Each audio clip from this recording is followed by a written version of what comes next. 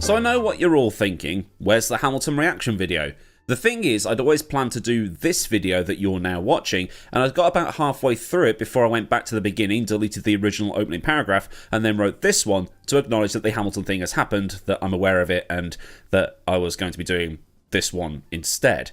The paragraph that I am speaking to you right now. So, Andretti news. They've been denied, in a total shock to everybody. But then this is Formula 1, so that news isn't actually a shock if you've been watching for more than 45 minutes.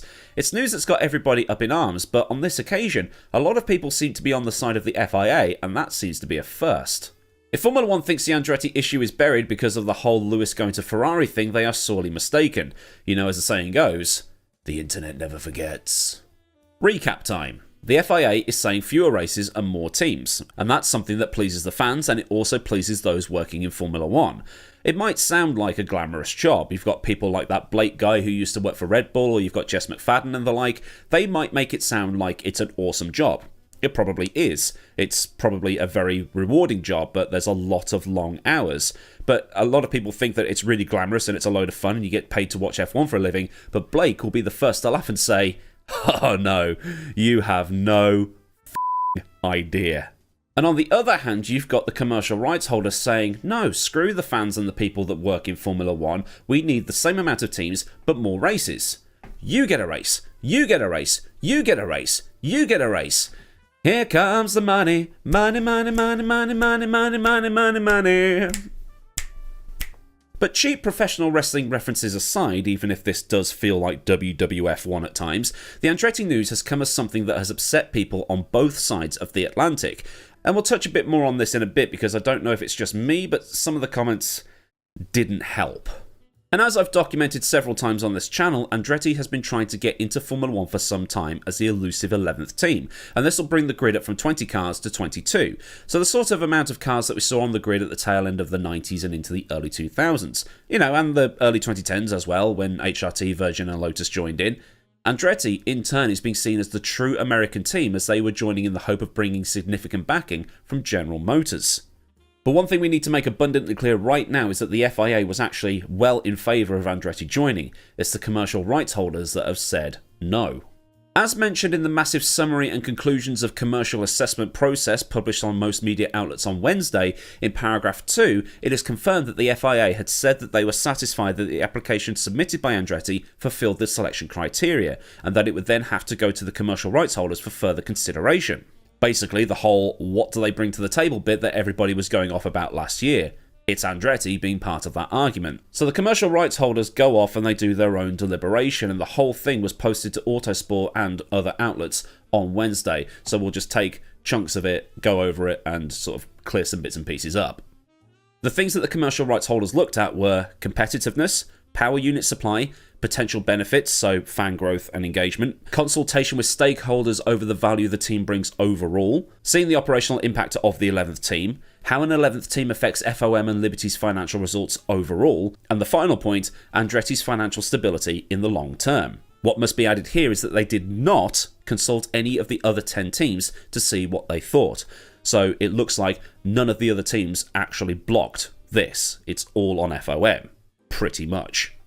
The TLDR of it all is, as the title and initial overview of this piece suggests, the commercial rights holders said that Andretti would not be allowed to join this very exclusive club that is Formula 1. Paragraphs 8 and 9 are the main indicators of this. Paragraph 8 says that the assessment process has established that the presence of an 11th team would not, in and of itself, provide value to the championship.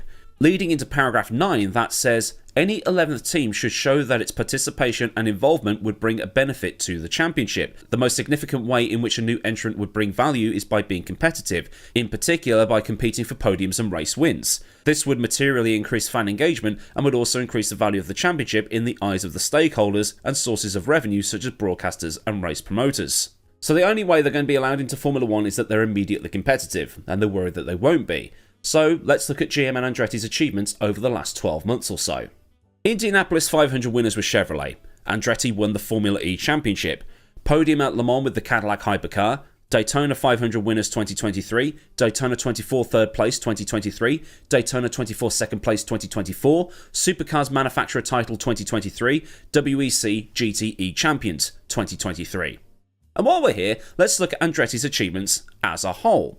4 IndyCar titles, 6 Indy 500 wins, 5 Indy NXT championships, a USF 2000 title, an Indy Pro 2000 title, 2 America's Rallycross titles, 3 Global Rallycross titles, 2 Formula E titles, over 150 IndyCar and NXT race wins, and the 2021 Bathurst 1000. And there's also on top of this, yes amount of victories with Michael and Mario Andretti driving cars by themselves. One of those victories being a Formula 1 World Championship in 1978. The statement continues into paragraph 10, saying that initially Andretti would be in Formula 1 using customer engine supply, and then GM would go on to develop its own engine, either as a Chevrolet branded engine or whatever. It appears that the commercial rights holders would prefer Andretti coming in with a Cadillac branded engine or similar developed by GM, instead of having a Renault, Mercedes, Ferrari or whatever engine. Part of that reasoning is because in the Formula 1 rulebook there is a rule that you don't see applied very often. If a new team comes in and they have an engine deal in place, so sort of similar to what was supposed to happen in 2014 with Cosworth coming in with Marussia, I think it was, but anyway, that fell through. Cosworth didn't build the engine, so Marussia had to go and find an engine from somewhere else. If Andretti comes in and none of the other teams are willing to supply an engine or can't supply an engine because of what other deals they have in place, the 2 engines that are supplying the least amount of cars, if that makes any sense, go into a hat and FOM, FIA, whoever, pulls the name out of a hat and goes, okay, Renault, you're supplying engines. And they have to. And I think it would actually be Renault supplying because, well, that's what they were going to do anyway. That same paragraph 10 suggests that if GM has its own engines from day one, that would increase credibility. Okay, if you are saying that you're going to enter with a company as massive as GM and then rent an engine for a bit, that does sound a little bit counterproductive. But denying them entry based off that fact is a bit of a dick move. The statement then continues through paragraphs 11 and 12 to basically say, what's the point in entering in 2025 if the regulations are going to change in 2026 with the new cars and the new engines? What's the point in spending an obscene amount of money paying entry fees and stuff to build a car, only to chuck that car in the bin mid-season and start fresh a bit later on? The commercial rights holders are wary that a novice constructor is going to have to build 2 cars to 2 different rule sets in the first 2 years of competition. Okay, that one I will give them. On the car building front, Formula 1 presents a unique technical challenge and there is a lot that goes into building a car. However, it goes on to say, well, you know, if it takes an engine from a competitor, they might use that to build their own engines, and the original manufacturer might not like that. And then basically saying they won't be competitive with a customer engine anyway. This all goes on a bit further. I'm not going to read out the whole document, I'm just going to pick out the pertinent parts here to read out, and then give some explanation because it's written in a manner that might sound weird to non-native English speakers. And if I went through the whole document, I'd be here all day, and I want to go outside at some point. Paragraph 14 says that an 11th team on its own won't provide value to the championship unless it's competitive right off the bat. As mentioned before, the commercial rights holders want them to be challenging for podiums straight away. But in the first season, I think a lot of people would be happy to see Andretti in the top 10 on a regular basis. Paragraph 15. Andretti taking on a customer engine will damage the prestige of the championship. So, Aston, Williams, McLaren, contactless payment F1 or whatever the hell you're called, bye-bye. Haas and Sauber, you're gone too. You're damaging the prestige of the championship. Paragraph 16 says, while the Andretti name carries some recognition for Formula 1 fans, our research indicates that F1 would bring value to Andretti and not the other way around. Are you mental? There are no words. Let's see the value that the combined GM and Andretti thing brings to Formula 1 through the people that Andretti will be working with. Starting with GM, their revenue in 2022 was $156.74 billion US dollars. AutoNation, $25.8 billion. DHL, $81 billion, with DHL being F1's logistics partner. Hewlett-Packard, $62 billion. US Concrete under Vulcan Materials, $7.3 billion. These are just companies that I've picked off the IndyCars, to be honest, but still, multi-billion-dollar US-based companies in Formula 1. That's got to be something right there, right?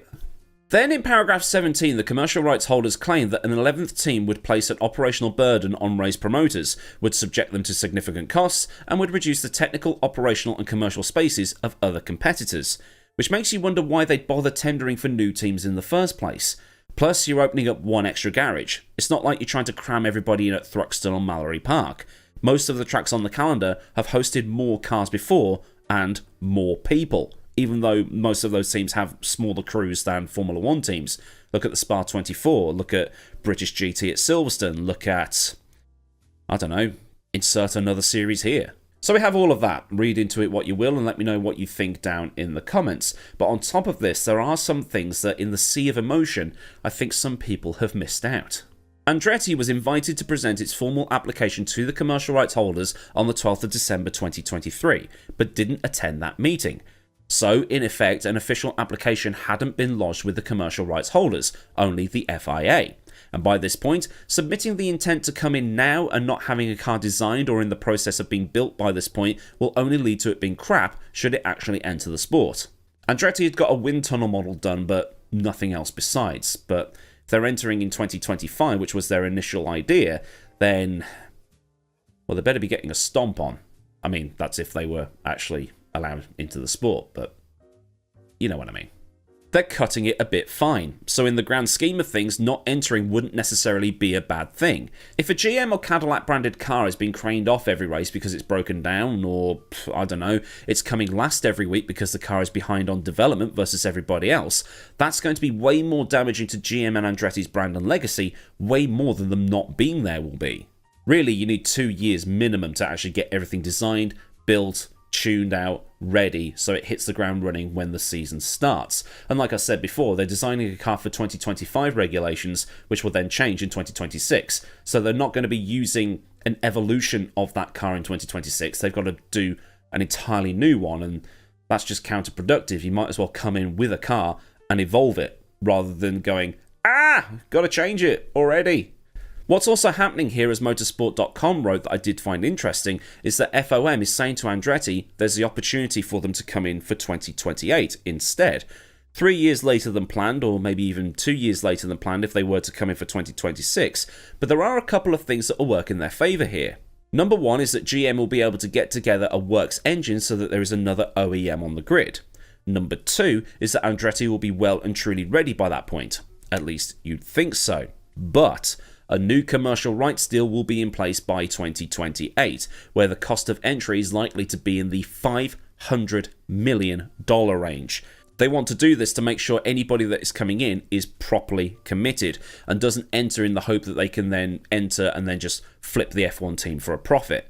But since Andretti is totally committed, then that's not a problem. But still, $500 million is going to sting.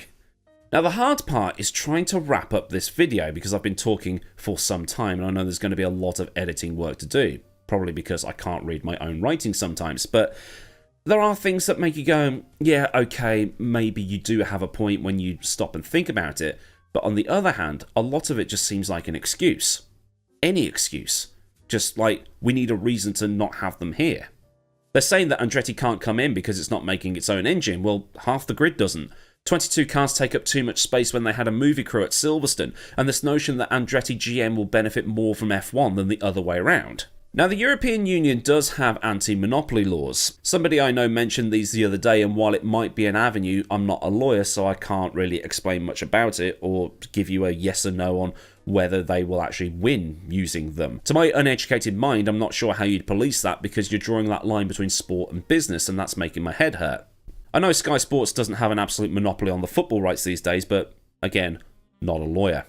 So what's now happened is you've got the IndyCar guys saying, well, we'll just go off and do our own series where we've got, 27 cars, nobody knows who's going to win, everybody's competitive, and so on and so on and so on. I think it was actually Scott McLaughlin that wrote that on Twitter in like a Bender from Futurama where he says, I'll just set up my own thing with blackjack and hookers, but I don't think those kinds of comments help matters.